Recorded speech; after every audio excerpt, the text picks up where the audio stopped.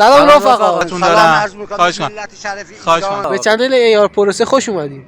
تو این ویدیو کوتاه قصد داریم که درباره یه بررسی از مالی یه بررسی کوتاه در مورد چلتوک داشته باشیم. چلتوک همون بعض خام برنجه، اون برنجی که سفره همتون هست. شاید باورتون نشه، همون برنجی که شبانه روز می‌خورید از همه برنجه. اون برنجی که شبانه روز می‌خورید از همه برنجه. حالا حدس می‌زنم که نمیدونستین کاشت چلتوک در ایران به هزاران سال پیش برمیگرده. چلتوک انواع مختلفی داره. حالا تفاوتاش میتونه از نظر ظاهری باشه، میتونه از نظر باردهی باشه، مقاومتش در برابر تشنگی یا آفت زدگی اینا. و اینکه چند نوع چلتوک ما داریم دیگه. غالبا چلتوک هاشمی آقای هاشمی و چلتوک هاشمی و چلتوک تارم. چلتوک در مناطق گرمسیری یا نیمه گرمسیری بیشتر کش میشه. در ایران هم به خاطر اینکه از خطر سرمازدگی در امون باشه، از اواخری فروردین تا اوایل خرداد کش میشه. چلتوک به دلیل اینکه گیاهی که همیشه به آب نیاز داره، زمینش باید به اصطلاح شعله زنی بشه. حالا منظور دوستمون از شعله زنی چیه؟ شعله زنیه با دستگاه‌های مثل تیلر اینا انجام میدن. میدونه سرا که خاکی رس بیاد روی گلا بشینه و آبی کمتری جذب زمین بشه.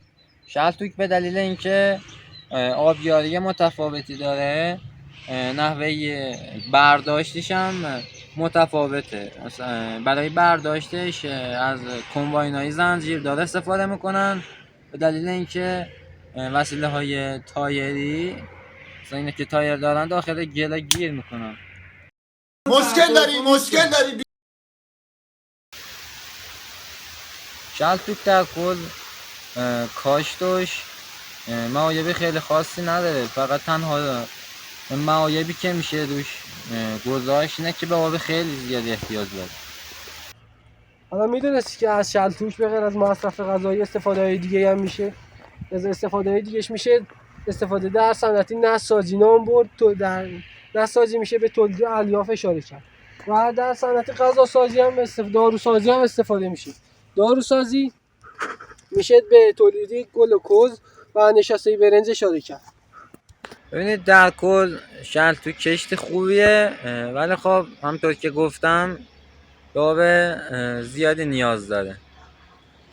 یکی از شرایط مهمش همین آبه، یعنی شما اگه آب زمیندون بتونید آبی چلتوک رو تامین کنه، میتونید از این کشت به عنوان یه پیشنهاد انتخاب کنید.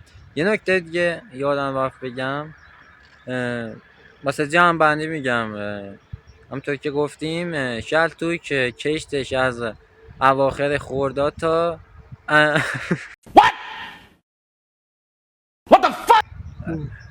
از اوایل فروردین تا اواخر خرداد. اواخر خرداد